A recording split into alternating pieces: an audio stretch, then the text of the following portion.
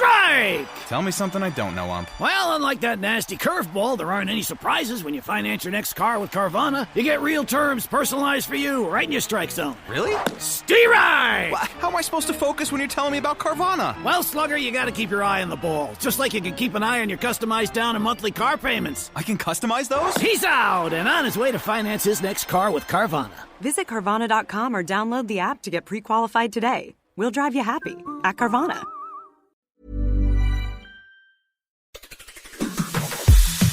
On today's Smart 7, Boris hands over the WhatsApps, things are ramping up in Ukraine and lots more. It's Monday the 5th of June, it's World Environment Day, and happy birthday Pete Wentz. The Smart 7. It's news, but not the news.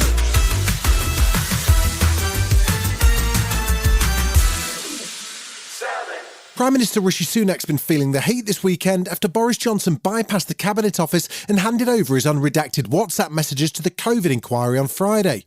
The public inquiry, which is investigating the government's handling of the pandemic, ordered the release of 2 years' worth of the former PM's messages. But the Cabinet Office announced it would be taking legal action against the request, claiming some of the material was irrelevant.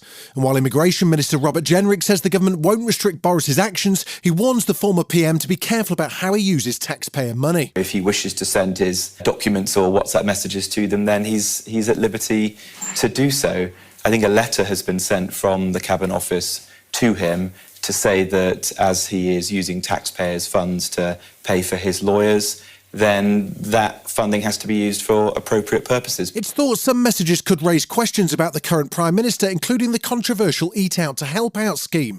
But while things could get embarrassing for Rishi, former Foreign Secretary Sir Malcolm Rifkind says the messages might be just as humiliating for Boris. He will, of course, be very concerned that any WhatsApps that are given to the inquiry may have information that might prove personally inconvenient. So you can see he has a personal interest in having some control over this. But ultimately, former Number 10 Chief of Staff Lord Gavin Barwell says the public deserve to know what happened. It's about getting closure for thousands of people who lost loved ones, and it's about getting to the truth. And if that involves a degree of embarrassment for some officials and ministers about the tone they've used in a WhatsApp, that's a price worth paying.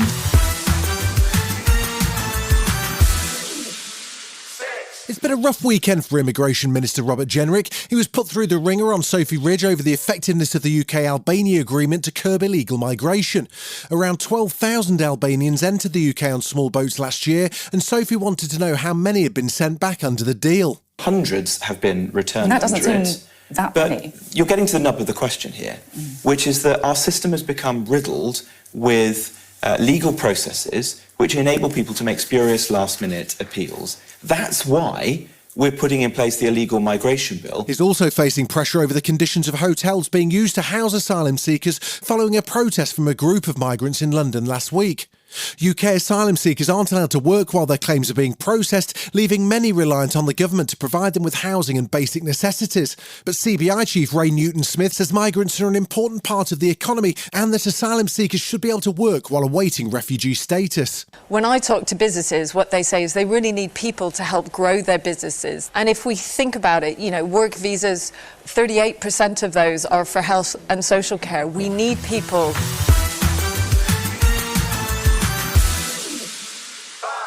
As fighting intensifies in the Russian city of Belgorod, with Polish volunteers now joining Russian rebels in raids, it looks like the long-anticipated Ukrainian counter-offensive could be ramping up. And on Monday morning, Russia claimed it stopped a major Ukraine attack on its forces in the Donetsk area.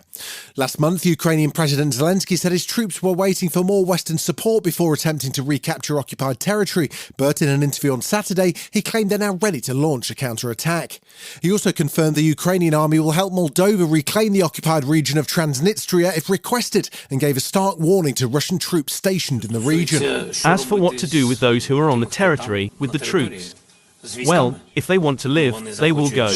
Meanwhile, NATO chief Jens Stoltenberg met with newly re-elected Turkish President Erdogan on Sunday to discuss Sweden's bid for NATO membership. President Erdogan and I discussed a range of issues that will be on the agenda for next month's NATO summit.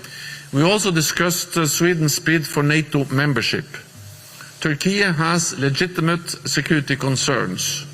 No other ally has faced more terrorist attacks.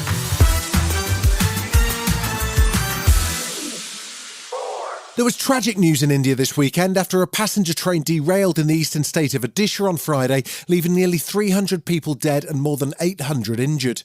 It's thought a signalling error led to the train being sent onto the wrong track, where it collided with a freight train loaded with iron ore. It's the country's deadliest train track in 20 years, and Odisha's Chief Minister Naveen Patnaik says he's devastated by what's happened. I'm deeply distressed by this extremely tragic train accident. I have to thank the local people who have worked overnight to save people from the wreckage. Still to come on the Smart 7, podium finishes for Mercedes and Shameik Moore's been manifesting right after this. That was a great dinner. So great. Wait, where'd you park the car? Oh, the one I just sold at Carvana. What? When did you do that? When you were still looking at the menu. I went on Carvana.com and all I had to do was enter the license plate or VIN, answer a few questions, and got a real offer in seconds. They picked up the car already? No, I parked around the corner. But they are picking it up tomorrow and paying me right on the spot. Oh, no wonder you picked up the check. Yeah, about that. Thought we were going halvesies. Sell your car to Carvana. Visit Carvana.com or download the app to get a real offer in seconds. Welcome back. Golden boy Max Verstappen dominated at Sunday's Spanish Grand Prix. The Red Bull driver led every lap to claim his 5th victory of the season and extended his lead in the driver's standing to more than 50 points. But the rest of the podium was a more surprising affair, with Mercedes duo Lewis Hamilton and George Russell scooping up 2nd and 3rd finishes, which moves them into 2nd place in the constructor standings. Speaking after the race, Hamilton said he's delighted with his position. The car felt great. We've definitely, of course, got steps to continue taking to try and close the gap to the Red Bulls, but this is way more than I expected this weekend and thoroughly enjoyed the race. We're less than a week into June, but Louise Redknapp's already been having a busy month. The former Eternal singer released a greatest hits album on Friday to celebrate 30 years in the industry. The same night she took to the stage for the first time as Teen Angel in the West End production of Grease. She followed all that up with an appearance on the Graham Norton show over the weekend, where she revealed how she got a start after meeting music producer Denny Ingoldsby in a club as a teenager. 15, just turning 16, walking down the street, and some sort of bouncers from this club said, "Girls, do you want to come in?" And us being 15-year-old girls was like, absolutely. And Dennis Inglesby was in there, who was A&R at Polydor Records. He just said to me, "Is there any chance you can sing?" So I must have just been having the time of my life with the music.